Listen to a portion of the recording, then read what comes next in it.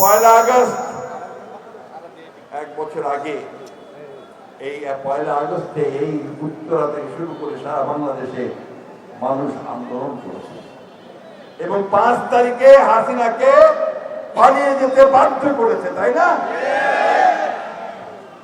আপনাদের উত্তরা থেকে হাজার হাজার লাখো মানুষ মিছিল করে বেরিয়েছে সেই দিন সবকিছু উপেক্ষা করে।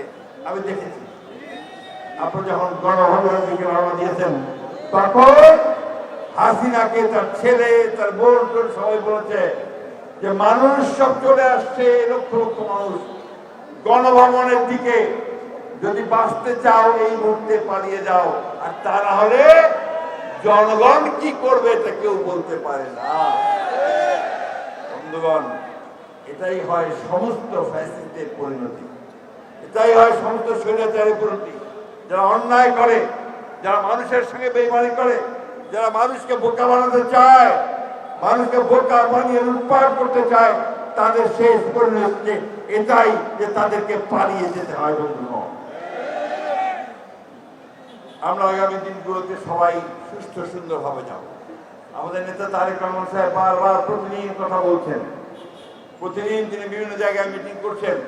তিনি বলছেন যে আমরা একটা নতুন বাংলাদেশ তৈরি করব, যে বাংলাদেশে সব মানুষের সমান অধিকার থাকবে, যে বাংলাদেশে মানুষ ভোট দিতে পারবে, যে বাংলাদেশে সাধারণ গরিব মানুষ সে গরিব থাকবে না, আস্তে আস্তে সেই উন্নতির দিকে যাবে।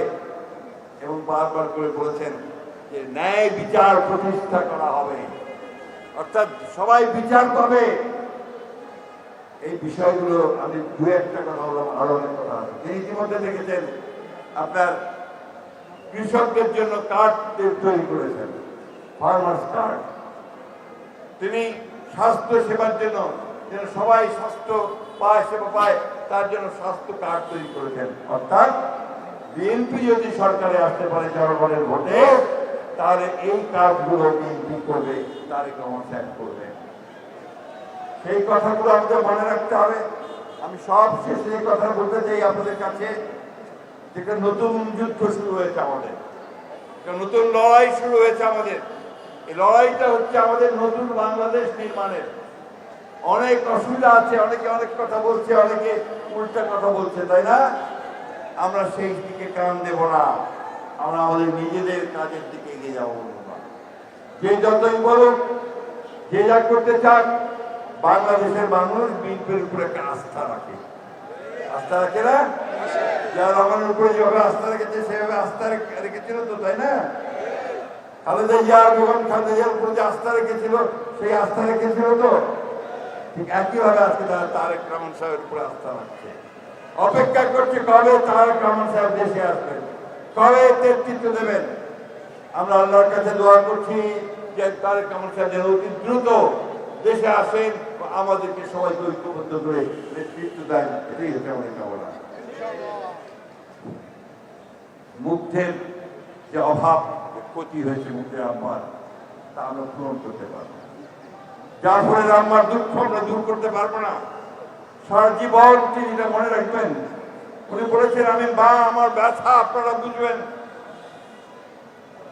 মা যখন পুত্র হারায়, সন্তান হারায়, যখন বাবার পিঠে ঘাড়ের মধ্যে সন্তানের লাশ থাকে, এর চেয়ে কষ্টের ব্যাপার আর কিছু থাকতে পারে না। সেই অবস্থায় তারা করেছেন, অনেক মানুষ সেই অবস্থার মধ্যে দিয়েছে। একটা জিনিস আপনার মনে রাখতে হবে, সেই দিন 4 তারিখে 5 তারিখে 4 বছরের শিশু থেকে শুরু করে 80 বছরের বৃদ্ধ পর্যন্ত একসাথে বের হয়েছে। আমরা আর ফ্যাসিবাদকে দেখতে চাই না, হাসিনার পতন ঘটাতে হবে, তাই না? ওই কথাটা মনে রেখে, ওই মনের জোরটা রেখে এই দেশকে আমরা তৈরি করবো ইনশাআল্লাহ। আমাদের তারেক রহমান সাহেবের নেতৃত্বে, তার যে পথ তিনি দেখাচ্ছেন সেই নেতৃত্বে বেগম খালেদা জিয়াকে স্মরণ করে আমাদের যে প্রতিষ্ঠাতা শহীদ জিয়া রহমান সাহেবকে আবারও শ্রদ্ধা জানিয়ে আমি আপনাদের আজকে বক্তব্য